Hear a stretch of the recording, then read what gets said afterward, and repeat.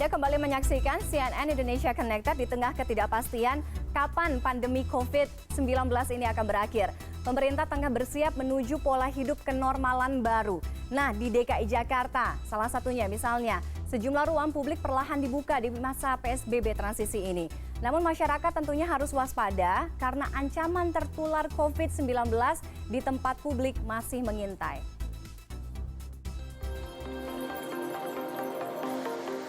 Pemerintah tengah bersiap untuk memberlakukan new normal atau pola hidup baru yang beradaptasi dengan pandemi COVID-19. Sejumlah ahli menilai Indonesia belum siap memasuki fase tersebut. Salah satu indikator yang menjadi pertimbangan adalah Indonesia belum melewati gelombang pertama pandemi. Yang bisa melonggarkan ketika sudah dipilih satu strategi yang disebut dengan PSBB atau lockdown ini adalah negara yang memang sudah melewati puncak, ini idealnya.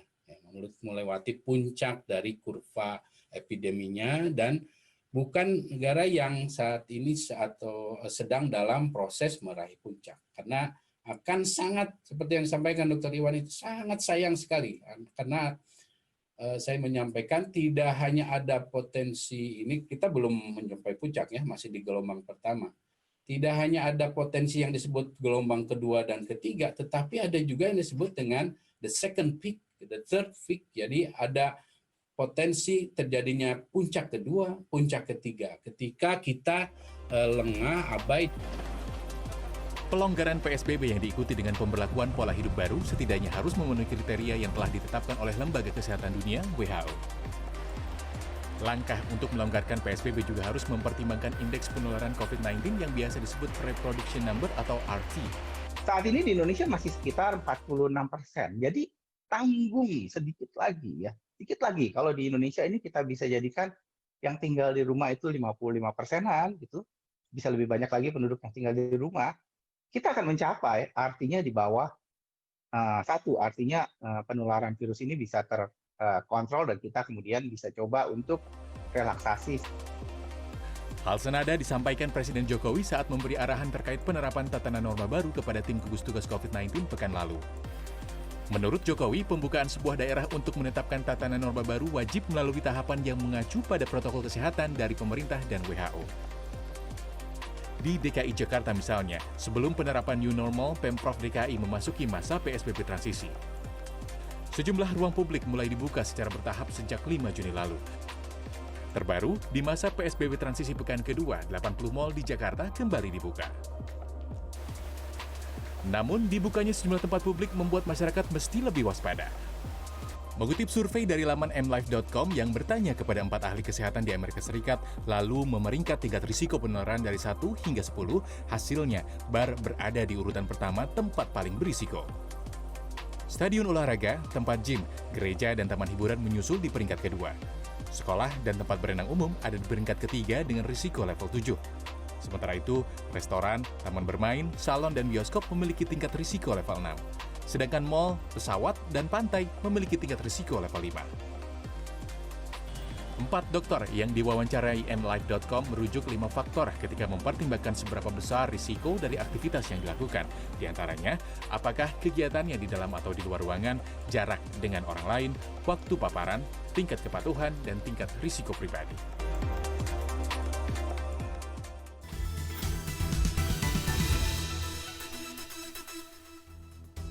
Kegiatan perekonomian perlahan kembali aktif seiring dengan masa transisi dan adaptasi menuju fase new normal. Pembukaan sektor perekonomian pun harus dibarengi dengan pemetaan potensi munculnya penambahan bahkan lonjakan kasus COVID-19 yang baru. Nah, aktivitas di luar rumah pun bukannya tanpa risiko, meski mungkin tidak semua aktivitas atau tidak semua kegiatan ya punya risiko atau potensi risiko yang sama. Lalu bagaimana pertimbangan perbedaan tingkat risiko yang ditimbulkan, kemudian pengawasannya? Sebelum kita bergabung dengan beberapa pakar, saya akan buka dulu. Ini ada salah satu media di Michigan, Amerika Serikat. Boleh saya tampilkan di layar? Jadi namanya adalah mLife yang meminta 4 ahli public health atau 4 ahli kesehatan publik untuk memberikan scoring atau penilaian bagaimana risiko penyebaran COVID-19 ketika kita semua masyarakat menjalankan kegiatan sehari-hari. Oke, boleh saya minta ditampilkan di layar.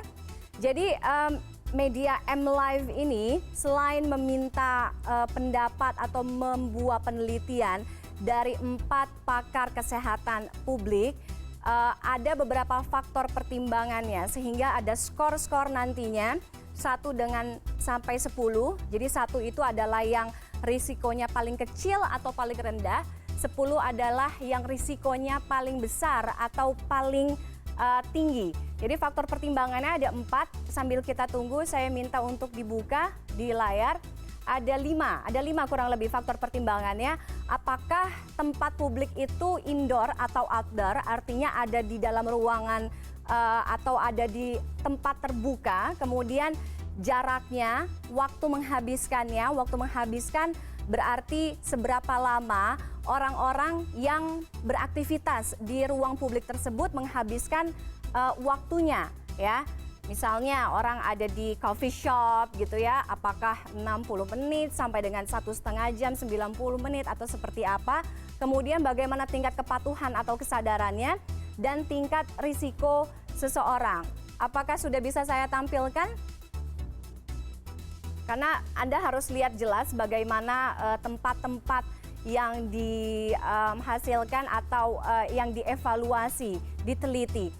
Sebenarnya ada 36 tempat, tapi kami akan hanya tampilkan, ini ada kurang lebih 12 yang related lah ya. Jadi paling tinggi itu sebenarnya ada di bar. Jadi ada di poin atau di angka di skor 9, paling berisiko. Tapi kalau bar atau tempat hiburan malam tentunya tidak terlalu related dengan keseharian masyarakat Indonesia, hanya keseharian di beberapa negara. Kemudian ada restoran, kemudian mall, ada wisata seperti pantai, kantor. Kita lihat kalau di sini yang paling rendah atau paling kecil risiko penularannya adalah di hotel. Jadi hanya diberikan skor 3. Kemudian di atasnya ada kantor, ya, itu yang ya ibaratnya masih di bawah rendah lah, atau maksud saya masih di bawah sedang, antara rendah atau kecil sampai dengan di level yang sedang. Itu tadi, selengkapnya Anda bisa lihat penelitian yang dibuat oleh media M Live yang ada di Michigan ya, Amerika Serikat. Nah, bagaimana pertanyaannya jika tempat-tempat ini dibuka? Seperti apa risikonya ya? Kita nanti malam hari ini sesaat lagi kita akan coba meminta evaluasi dari masing-masing pakar yang bergabung dengan saya malam hari ini sesuai dengan ilmunya masing-masing. Saya akan langsung sapa, sudah bergabung melalui sambungan Zoom. Yang pertama ada Dr. Jaka Pradipta. Kemudian Dr. Jaka Pradipta merupakan dokter spesialis paru. Kemudian ada ahli epidemiologi dan statistik FKM UI, ada Pak Pandu Riono. Kemudian ada Prof. Amin Subandrio, Kepala Lembaga Biologi Molekuler Eijkman. Selamat malam Bapak-Bapak. Selamat malam. Oke, terima kasih. Mungkin sedikit banyak tadi sudah mendengar. Tentunya tidak bisa disamaratakan dengan di Indonesia apa yang terjadi tadi atau apa yang masuk dalam scoring M Live ya. Tapi saya akan minta evaluasinya bagaimana jika tempat-tempat publik berikut ini yang akan kita tampilkan dibuka. Nah, risiko penularannya akan seperti apa? Bahkan sebenarnya beberapa sudah ada yang dibuka. Nanti silakan dikomentari sesuai dengan ilmunya masing-masing. Yang pertama saya akan coba ada 6 tempat publik. Yang pertama ada sekolah. Dr. Jaka, Prof. Amin, dan juga Pak Pandu. Boleh saya buka. Yang pertama ada sekolah.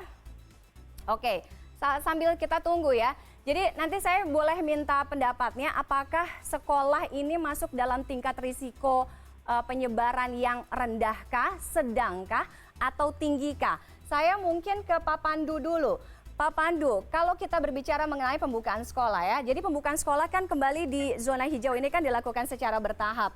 Pandangan Anda seberapa tinggikah pembukaan sekolah ini nantinya? Rendahkah, sedangkah, atau tinggikah?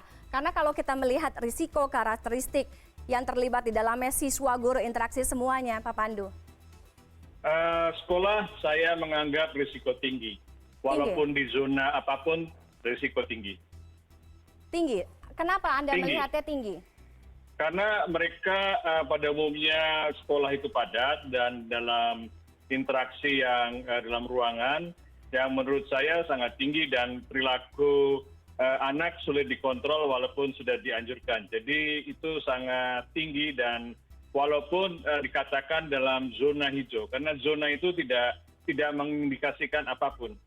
Oke, walaupun masuk di dalam zona hijau artinya tidak ada jaminan bahwa pengendalian atau Betul. tingkat risikonya akan berkurang. Walaupun sudah ada protokol kesehatan juga, Anda menilai itu masih tinggi? Tinggi, bahkan sangat tinggi. Bahkan sangat tinggi. Jadi Anda sangat tidak menyarankan sekolah dibuka dalam waktu dekat sesuai dengan evaluasi dari Kemendikbud kemarin ya? Iya, saya kira harus ditunda. Oke, saya ke Dokter Jaka. Dokter Jaka, soal sekolah Anda melihat kecil atau rendah, sedang, tinggi? Iya, menurut saya risiko tinggi untuk sekolah, terutama untuk sekolah tingkat dasar yang memang anak-anak atau siswa-siswinya itu memang masih belum bisa diatur dengan baik gitu ya, dan edukasinya mungkin sulit kepada mereka. Dan seperti kita tahu juga di sekolah ruangannya tertutup, kemudian padat ya, dan untuk mengevaluasi masing-masing siswa itu sangat sulit. Seperti kita ketahui penyebaran kan secara droplet dan kontak. Jadi dua hal ini menurut saya susah diatur di sekolah. Oke, termasuk juga bagaimana menyiapkan fisik, menyiapkan mental, karena kan kalau anak-anak ini sudah 3-4 bulan, kurang lebih hampir 4 bulan kan mereka belajar di rumah gitu. Itu juga menjadi concern kah sehingga Anda menilai bahwa risikonya tinggi? Iya, meskipun memang di saat ini di rumah pun edukasi terus kita lakukan, namun tidak ada jaminan ketika mereka kembali ke sekolah, mereka bisa teredukasi dengan baik dan pencegahan bisa dilakukan. Jadi dengan hal yang sekarang bisa dilakukan bisa maksimal, baiknya memang kita terus melanjutkan ini dulu hingga kasusnya benar-benar mereda. Oke, kalau di sekolah sebenarnya risiko kesehatan bagi anaknya apa concern Anda? Kemudian kalau untuk guru mungkin saja kan beberapa guru atau sebagian guru mungkin saja punya penyakit penyerta yang diketahui atau mungkin tidak diketahui, itu juga bisa masuk dalam indikatornya. Iya, jadi anak-anak kita ketahui memang secara teori saat ini bisa menjadi seorang carrier gitu ya, dan nanti bisa membawa penyakit ini ke lingkungan di rumahnya. Nah ini memang menjadi perhatian, apalagi juga ada guru di sana yang usia lebih tua dengan komorbid, sehingga memang risiko terjadi penularan di sekolah ini menjadi tinggi. Oke, jadi 2 orang sudah menilai bahwa risikonya tinggi untuk pembukaan sekolah. Saya ke Prof. Amin. Prof. Amin, apa Anda juga satu suara dengan Dr. Jaka dan juga Pak Pandu bahwa sekolah punya risiko yang tinggi ketika ini betul nanti akan dibuka, walaupun sudah masuk dalam zona hijau? Ya, ini udah 2 di antara 3 udah bicara seperti itu. Saya tidak mungkin bicara yang lain. Silakan loh Prof, kalau punya pendapat yang berbeda nggak apa-apa. Ada 3 faktor sebetulnya yang perlu kita perhatikan ya. Pertama tentu di daerah itu apakah kita sudah punya bukti kuat bahwa transmisi atau penyebaran COVID-19 ini sudah bisa dikendalikan. Tadi sudah disinggung untuk sekolah itu tidak peduli merah, hijau, kuning, tapi risikonya tetap tinggi. Artinya kita perhatikan di 2 faktor yang berikutnya, yaitu pertama ketersediaan fasilitas di sekolah, baik itu untuk menjamin adanya physical distancing, apakah fasilitas untuk cuci tangan itu tersedia, apakah fasilitas untuk artinya pendidikan untuk misalnya etiket batuk dan sebagainya itu sudah diberikan ya, itu ketersediaan fisik sarana yang ada di sekolah. Yang ketiga, ini yang paling penting, apakah masyarakat itu sudah cukup siap untuk memasuki fasilitas yang seperti sekolah itu, di mana kita diharapkan ada physical distancing, kita harus pakai masker, kita harus mencegah supaya ada kontak langsung dan sebagainya. Nah, kita lihat orang tua saja masih sulit, apalagi anak-anak ya. Jadi kemarin kalau saya tidak salah menyimak yang akan dibuka itu SMA dulu, SMA, nanti kalau sudah bertahap. berhasil ke SMP ya bertahap, kemudian SD. Karena itu bagian dari proses sosialisasi. Tapi sekali lagi kita mesti pastikan dulu bahwa semua masyarakat dari orang tuanya sebetulnya dari rumahnya itu harus betul-betul siap untuk memasuki itu. Tapi memang saat ini belum itu jadi jamin tersedia, risikonya masih cukup tinggi. Oke, walaupun Itu edukasi kita sudah bisa melihat berjalan. beberapa sekolah barangkali bisa menyediakan fasilitas yang bagus ya, tetapi rata-rata belum seperti yang kita harapkan. Oke, punya fasilitasnya, sarana prasarana, edukasinya pun udah 3-4 bulan dicekokin. Ayo pakai masker, cuci tangan, segala macam protokol kesehatan tetap tidak cukup. Akhirnya tiga-tiganya ini ahli saya bilang tingkat tinggi untuk sekolah, jadi say no dulu untuk pembukaan sekolah. Oke, kita lanjut ke ruang publik berikutnya, kantor.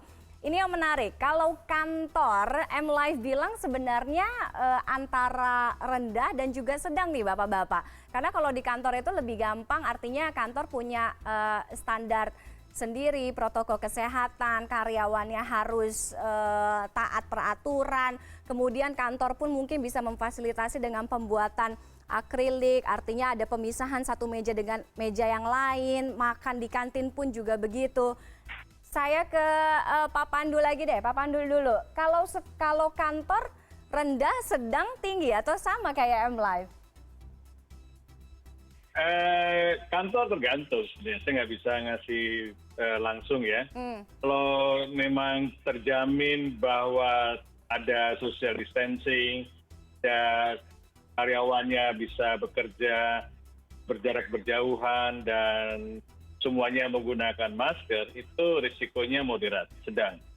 Tetapi kalau itu tidak dipatuhi, tinggi juga karena mereka bekerja dalam ruangan dan kita tahu bagaimana suasana kantor itu sebenarnya sebagian pekerja tidak bekerja, ngobrol. Nah ini yang berbahaya. Oke, chit-chatnya kebanyakan itu justru yang berbahaya. Berarti jam istirahatnya harusnya dikurangin itu Pak Pandu. Oke, saya ke Dokter Jaka. Dokter Jaka, jadi kalau di kantor gimana? Apakah rendah, sedang, atau tinggi? Jadi kalau misalnya tadi Pak Pandu bilang, karena orang di kantor mungkin kebanyakan interaksinya, komunikasinya, ngobrol, makan bareng, rapat, meeting, segala macam. Ini kan akhirnya juga berhubungan bagaimana dengan tingkat atau sistem sirkulasi ya, ruangan. Seberapa berpengaruh itu, dokter? Iya, saya juga setuju nih. Jadi memang menurut saya juga risikonya sedang, ya. Terutama kita lihat bagaimana perilaku masyarakat Indonesia dan memang bagaimana lokasi kantor yang memang saat ini jauh dari lingkungan tempat tinggal para pekerja. Ini menyebabkan juga faktor risiko penyebaran COVID di lingkungan kantor. Kita ketahui memang kantor-kantor di Jakarta, misalnya kita bahas ya, ventilasinya memang rata-rata tertutup. Kemudian rata-rata juga para pekerja kita ini banyak yang merokok juga. Jadi biasanya mereka ketika kantor ini banyak ngumpul-ngumpul merokok ya, dan itu protokolnya nggak bisa dijalankan dengan baik dan benar. Nah sehingga memang ketika beraktivitas kembali keluar rumah, yaitu kantor gitu ya, tentu saja protokol harus dijaga ketat dan pelaku hidup bersih dan sehat juga harus terus dijaga. Oke, jadi masih tergantung sedang ya berarti ya. Ke Prof. Amin, Eijkman. Jadi gimana Prof? Ya, itu risikonya mungkin tidak setinggi dari sekolahan, apalagi sekolah SD ya. Karena kita harapkan pegawai kantor itu sudah bisa dikontrol. Ya, diajari lah gitu ya. Kita harapkan kesadarannya bisa lebih tinggi. Tetapi yang lebih mengkhawatirkan saya adalah bagaimana mereka mencapai tempat kerja. Jadi transportasi berangkat dan pulang itu yang kita lihat sehari-hari tidak bisa dikendalikan. Ya, karena mereka juga menyadari walaupun sudah di giliran kerja, tetapi transportasi belum sepenuhnya tersedia seperti sejak kalanya. ya seperti misalnya dibatasi, sekarang sudah berubah. Kereta api misalnya ada yang mendapat informasi hanya tersedia sampai jam 8 malam. Nah, kita bayangkan orang yang bisa pulang malam, mereka tentu tidak akan melepaskan begitu saja kalau ada kesempatan untuk bisa naik. Padahal itu sudah penuh. Karena tahu setelah itu tidak ada lagi keretanya.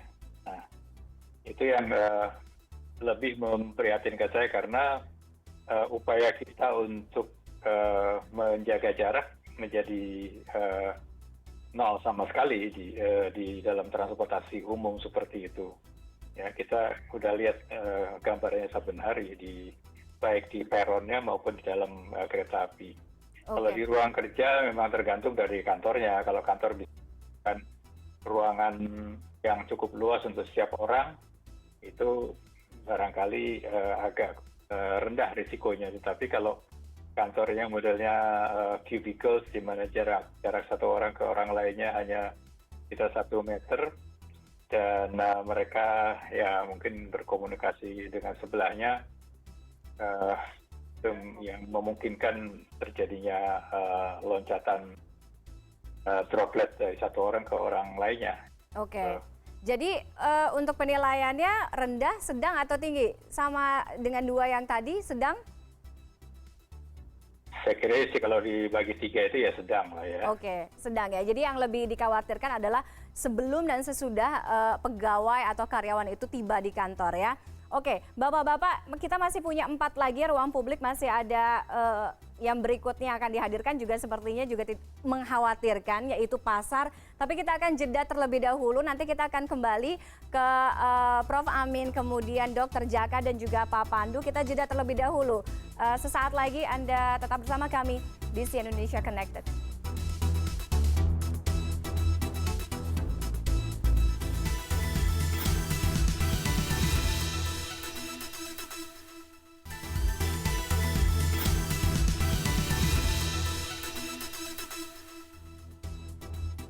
Oke, malam hari ini saya masih ditemani dengan 3 pakar kita.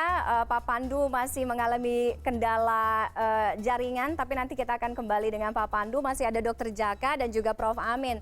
Tadi 2 sudah ya, sekarang yang ketiga. Kita akan ngomongin soal ruang publik berikutnya. Ini yang paling mengkhawatirkan juga, salah satunya adalah bagaimana ketika pasar itu dibuka, Prof. Amin, Dr. Jaka. Karena kita lihat beberapa gambaran kenyataan kemarin, orang walaupun lagi COVID begini, lagi pandemi begini, lebaran tetap semuanya berburu kebutuhan lebaran. Saya ke Prof. Amin dulu deh. Prof. Amin gimana Prof kalau pasar? Rendah, sedang, tinggi Anda melihat? Ya, kalau kita menggunakan kriteria yang sama seperti tadi, yaitu di tempat itu ya, di workplace itu, di pasar, apakah kita menjamin physical distancing, apakah kita bisa menjamin ada tempat cuci tangan yang memadai, apakah kita bisa menjamin bahwa pengunjung pasar itu termasuk pedagangnya itu menjaga etiket, artinya tetap pakai masker dan sebagainya.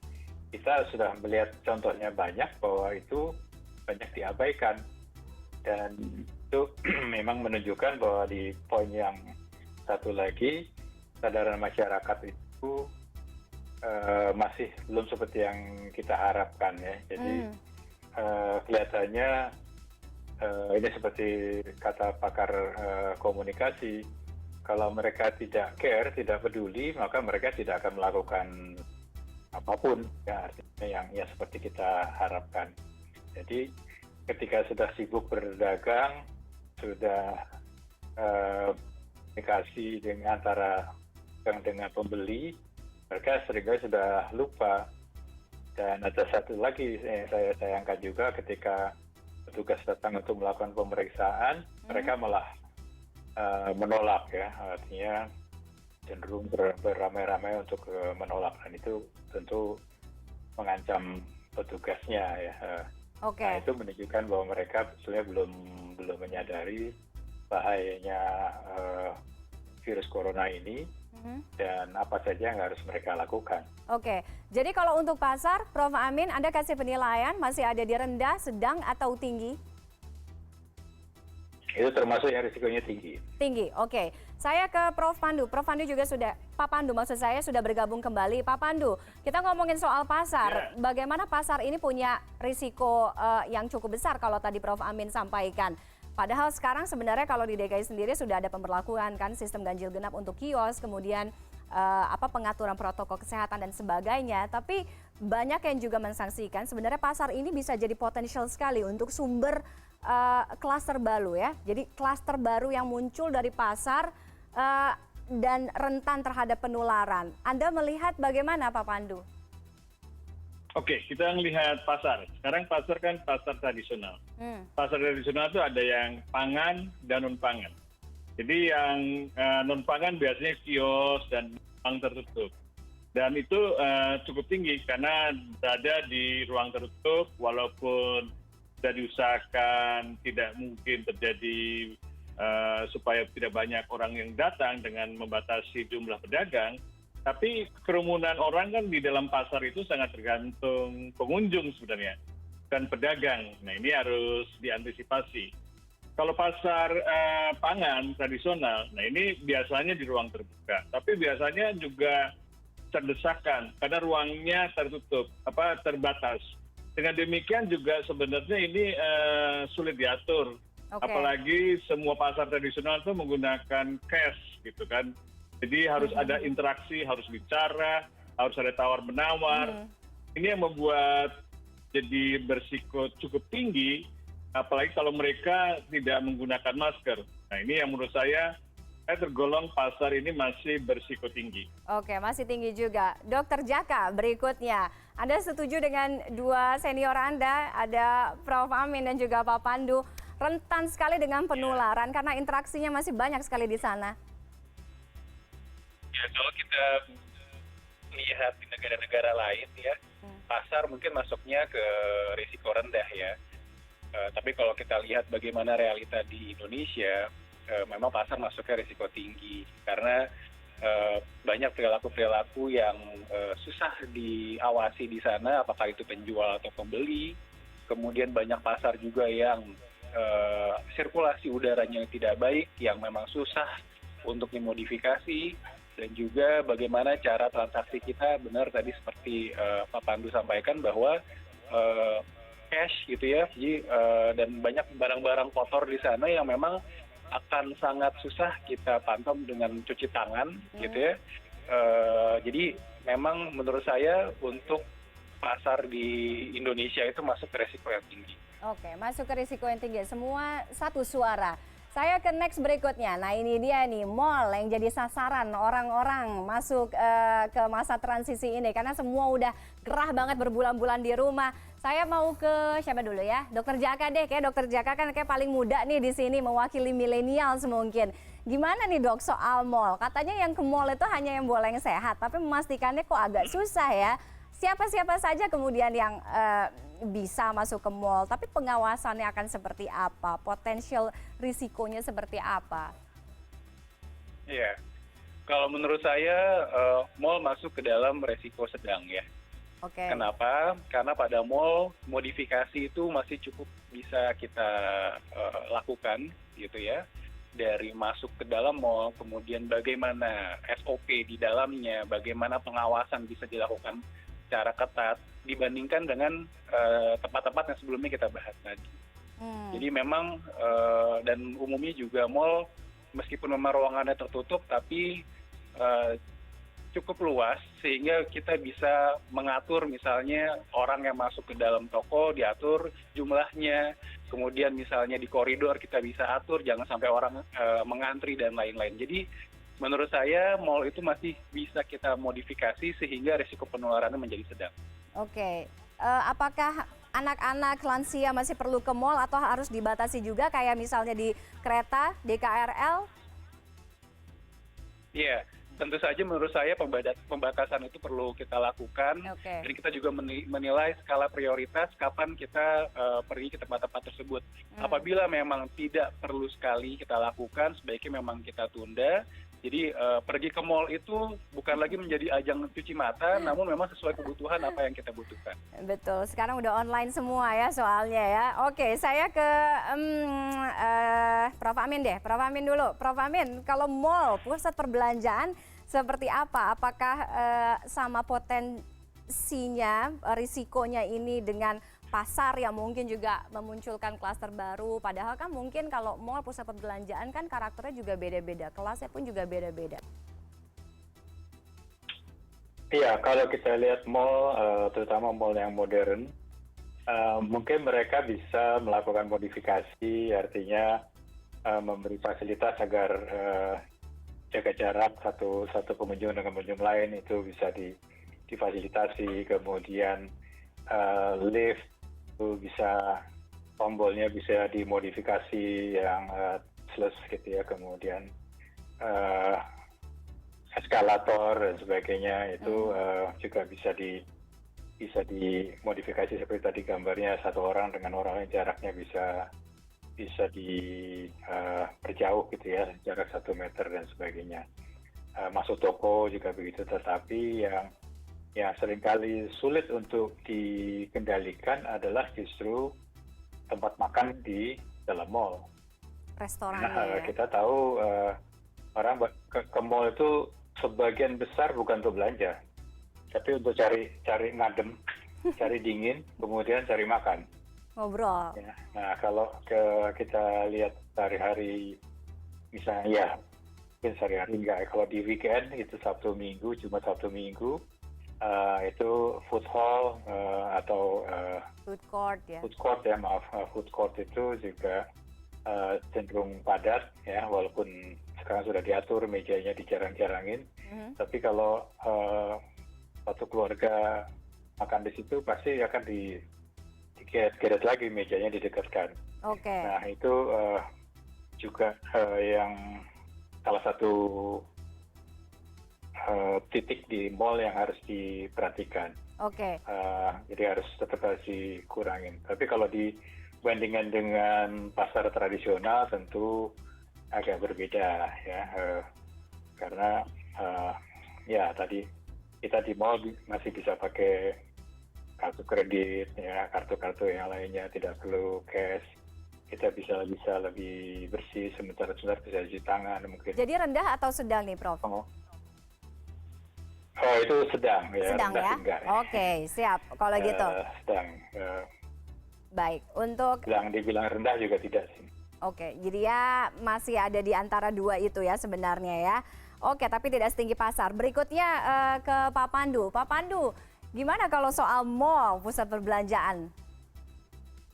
Ya ini kan kalau ke mall kan orang tujuannya macam-macam. Jadi ada yang di mall tuh ada bioskop, ada gym, ada food court, ada toko, banyak sarana fasilitas hiburan untuk anak, atau sarana hiburan untuk orang dewasa juga. Nah ini yang membuat risikonya sangat bervariasi. Ini yang menurut saya sih kalau memang dan waktu begitu masuk mall juga masih banyak antrian karena harus diperiksa suhu dan sebagainya. Sudah kan bisa otomatis.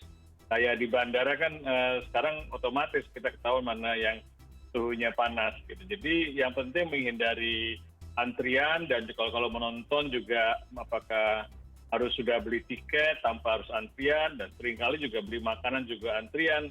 Nah ini yang menurut saya kalau itu belum diatur itu masih risikonya tinggi. Nah itu yang menurut saya belum bisa dikatakan rendah, karena saya belum ke mall nih.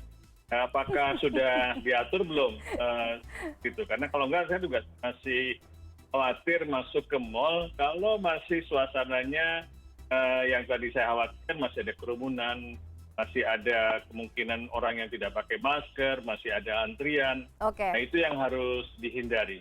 Oke, jadi faktor pertimbangannya saya masih menganggap saat ini mall masih tinggi. Mall masih tinggi, oke. Justru ini berbeda nih dengan dua yang lainnya. Mall tinggi untuk Pak Pandu, Dr. Jaka, Eijkman, dan dari Prof. Amin, dari Eijkman justru ada di level yang sedang ya. Oke, tidak apa-apa, kita masih akan bahas lagi dua ruang publik, tapi kita akan jeda terlebih dahulu Bapak-Bapak.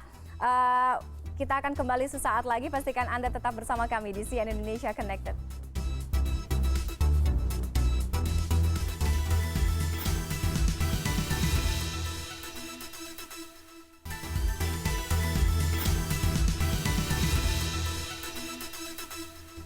berikutnya kita akan bahas tempat publik adalah transportasi umum. Bapak-bapak, Pak Pandu, Dokter Jaka, Prof. Amin. Oke, soal transportasi umum nih gimana nih?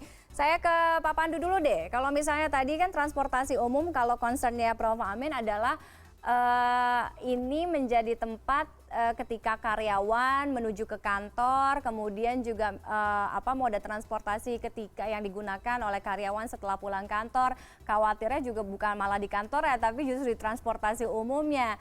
Gimana Pak Pandu?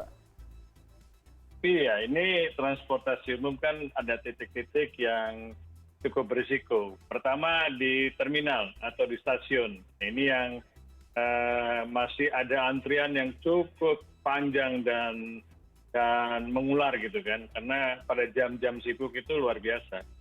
Dan ini kalau suasana seperti itu kita sangat berisiko. Dua, kita melihat juga frekuensinya itu harus banyak sekali. Kalau perlu setiap berapa menit, 5 menit sudah ada kereta yang ngalir terus gitu. Ini kurangi antrian dan juga dibatasi penumpang di dalamnya. Dan kemudian seringkali pas pertemuan antara yang turun dan yang naik itu juga harus betul-betul diatur.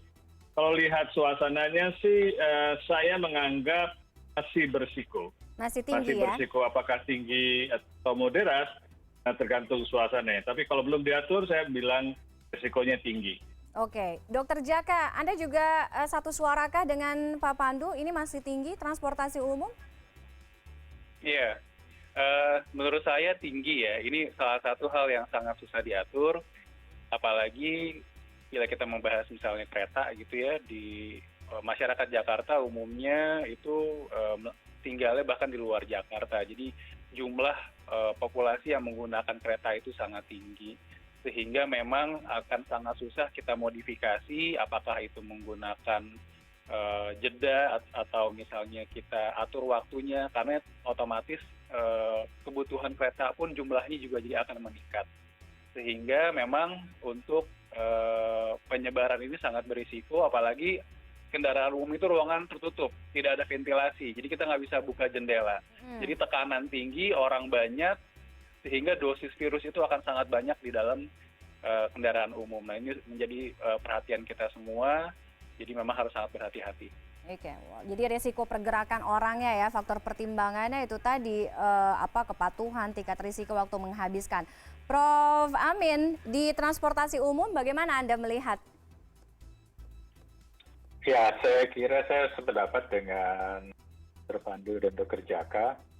Bahkan kami ini sebagai ilustrasi di kantor kami, mereka yang menggunakan transportasi umum itu kami beri perhatian khusus. Artinya ada perlakuan khusus di kantor. Sama kalau mereka tidak bisa menghindari transportasi yang crowded dan tidak ada yang urgent untuk dilakukan di kantor, maka kita tidak sarankan mereka untuk datang ke kantor.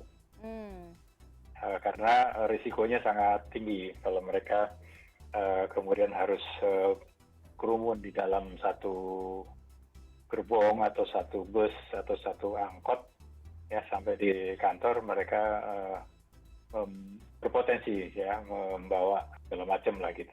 Oke. Nah, jadi mereka juga harus bisa memahami konsekuensinya kalau mereka sampai di kantor, sebaiknya ya harus entah ganti baju atau mandi dan sebagainya. Clean up ya, oke. Jadi risikonya tinggi. Risikonya tinggi ya. Oke. Untuk ya, transportasi umum tidak bisa dihindari. Oke, transportasi umum 3 ahli kita semua punya suara yang sama, masih punya risiko yang tinggi. Terakhir Bapak-bapak, yaitu tempat wisata. Jadi kalau kita ngomongin tempat wisata sekarang pelan-pelan nih, mungkin hitungan hari, 1 minggu ke depan banyak yang sudah mulai akan kembali beroperasi, mulai dari kebun binatang, bahkan Candi Borobudur juga pelan-pelan walaupun baru sebagian saja. Jadi satu persatu nih, tapi banyak yang mengkhawatirkan tempat wisata ya walaupun di tempat terbuka bagaimana kemudian pengawasannya. Ini masuk dalam risiko yang mana? Saya ke Pak Pandu dulu. Tempat wisata bagaimana Pak Pandu? Iya, ini pertanyaan yang sungguh sulit karena tempat wisata itu ada yang terbuka, ada yang tertutup, ya kan. Jadi bagaimana membatasi pengunjung gitu. Jadi tempat pariwisata apapun sebenarnya masih berisiko kalau kita tidak bisa membatasi pengunjung. Jadi sebaiknya diatur pembelian tiket untuk masuk pariwisata itu harus online. Jadi kita bisa kotakan jumlah pengunjung dan jamnya juga diatur. Dan juga masuk ke pariwisata itu tidak boleh terlalu lama gitu. Jadi supaya arus pergerakan manusianya itu lancar dan tidak ada penumpukan. Nah ini yang menurut saya kalau pariwisata sejarah kayak museum atau Borobudur itu risikonya memang agak moderat. Yang tapi pariwisata yang banyak mainan anak-anak atau kebun binatang itu masih berisiko tinggi. Ini yang menurut saya pilihannya adalah tempat pariwisata yang mana. Kalau pariwisata yang masih memungkinkan ada antrian atau ada penumpukan orang ya tinggi. Gitu. Kalau theme park gimana, Pak Pandu? Kalau saya suruh nilai apakah tinggi atau rendah, ya tidak tinggi atau rendah, tapi diantaranya. Oke, sedang moderat. Ya, moderat ya. Oke, ke Dokter Jaka. Saya ke Dokter Jaka. Gimana Dok kalau misalnya soal tempat wisata? Ya ini kan ada yang indoor, ada yang outdoor. Idealnya akan seperti apa? Singkat saja. Ya, menurut saya risiko tinggi ya Mbak ya. Tinggi. Balik lagi perilaku masyarakat Indonesia pada umumnya yang memang akan sulit dipantau satu persatu. Apalagi biasa di tempat wisata itu menjadi ajang yang berkumpul, bergerombol dan banyak anak-anak. Nah sehingga memang akan risiko penularan kontak dan airborne itu menjadi cukup beresiko. Berbeda mungkin dengan negara lain yang bisa diatur, kemudian jumlah orang yang masuk, kemudian jumlah orang bergerombol diatur gitu ya. Namun menurut saya khususnya di Indonesia ini sulit sehingga masuk ke resiko tinggi. Oke, masuk ke resiko tinggi. Terakhir, Prof. Amin, bagaimana dengan tempat wisata? Ya, tentunya kalau tempat wisata yang private ya mungkin aman-aman saja ya, tapi kan itu tidak untuk umum. Nah kalau saya bicara tempat wisata yang terbuka untuk umum, nah itu saat ini saya kira mereka sudah haus juga, sudah kangen juga untuk masuk ke tempat-tempat wisata, dan begitu dibuka pasti minatnya akan banyak. Dan kalau misalnya kita batasi, misalnya ada ini kayak foto saat ini ya, akuarium yang ada dalam gedung. Nah, kita tidak diinformasi sebelumnya bahwa ada pembatasan atau jam dan sebagainya. Masyarakat datang tapi tiba-tiba harus ada pembatasan, harus menunggu mungkin 2 jam berikutnya. Nah, di dalam tempat wisatanya sendiri mungkin bisa terkendali, artinya bisa sedikit jumlahnya, tetapi yang antri di luar itu kita mesti pertimbangkan, mereka pasti juga akan semakin lama semakin banyak ya. Jadi biasanya tempat wisata itu tidak berdiri sendiri, kita mesti melihat antrian sebelumnya, transportasi sebelumnya dan sesudahnya. Ya, jadi ada tempat-tempat keterkaitan yang ya? Terkait sebagai pendukungnya. Jadi misalnya tempat wisata, katakanlah Borobudur, orang datang ke sana jarang yang pakai kendaraan pribadi. Ya, minum pakai minibus atau pakai bus besar. Prof. Amin. Itu juga harus kita perhatikan. Jadi saya kira pertimbangannya tidak hanya tempat wisata itu berdiri sendiri, tetapi semua yang dengan kegiatan wisata itu harus diperhatikan ya, jadi transportasi, kemudian. Jadi ada di level sedang ya? Restorannya dan sebagainya. Jadi sedang ke arah tinggi juga untuk beberapa tempat. Jadi relatif sedang ke tinggi ya.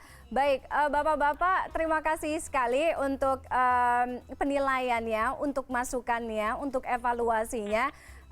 Bagaimana ketika ruang publik ini yang sudah dibuka, baik yang sudah dibuka atau akan dibuka, tingkat risikonya akan seperti apa? Mungkin juga pembukaan ini harusnya juga mengundang ahli-ahli semacam ini sehingga biar jelas nantinya bagaimana risikonya, pengawasannya, pengaturannya seperti apa. Waktu kita sangat terbatas, sekali lagi saya ucapkan terima kasih kepada Dr. Jaka Pradipta, kemudian Pak Pandu Riono dan juga Prof. Amin Subandrio atas waktunya di CNN Indonesia Connected malam hari ini. Terima kasih, selamat malam. Dan usai jeda kami kembali dengan informasi lain. Ini ada pandemi yang banyak menguras energi termasuk rasa stres kemudian depresi. Ada Chanyeol EXO dan Lee Sun Hee yang memberikan support kepada orang-orang yang mengalami depresi khususnya selama pandemi melalui tajuk Selengkapnya usai jeda.